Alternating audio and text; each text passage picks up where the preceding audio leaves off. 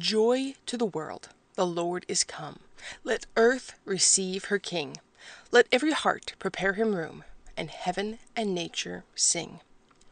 This is one of the most beloved Christmas hymns, yet Joy to the World has a surprisingly complex and fascinating history. Contrary to what many think, this hymn isn't primarily about the birth of Christ. Instead, it celebrates his second coming, and it draws its inspiration not from Luke 2, but from Psalm 98. The story of Joy to the World begins with the English poet and clergyman Isaac Watts.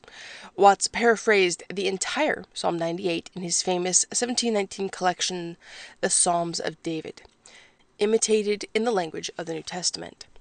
The portion we now sing as Joy to the World comes from the second part, titled The Messiah's Coming and Kingdom. Watts himself wrote about his work. In these two hymns I have formed out of the 98th Psalm, I have fully expressed what I esteem to be the first and chief sense of the Holy Scriptures. Now, comparing Watts' text to Psalm 98 in the King James Bible, we see his creative freedom. Make a joyful noise unto the Lord, all the earth. Make a loud noise, and rejoice and sing praise. Let the floods clap their hands, let the hills be joyful together before the Lord, for he cometh to judge the earth.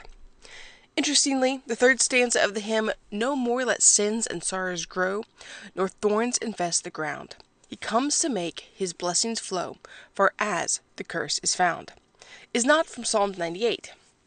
Instead, it reflects Watts' theology, referencing the curse in Genesis 3:17. Some modern hymnals even slightly altered the wording to soften the theological emphasis. The second collaborator, though unaware, was George Frideric Handel.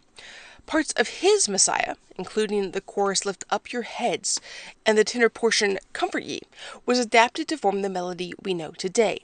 This borrowing reflects a common 18th century aesthetic, using the music of great composers to elevate new works. Now, the final piece of the puzzle came from Lowell Mason, a Boston music educator. In 1836, he published an arrangement of Handel's fragments in occasional psalms and hymn tunes, naming the melody Antioch.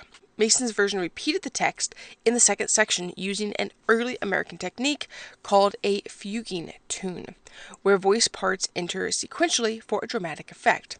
Now, the result is the familiar version we sing today, an Old Testament psalm set to fragments of English music assembled across the Atlantic in the United States, becoming a timeless Christmas classic. Now, from Watts' Psalms paraphrase to Handel's melodies and Mason's American ingenuity, Joy to the World is a hymn that truly spans centuries, continents, and musical traditions, all to proclaim one message: Joy to the world, the Lord is coming.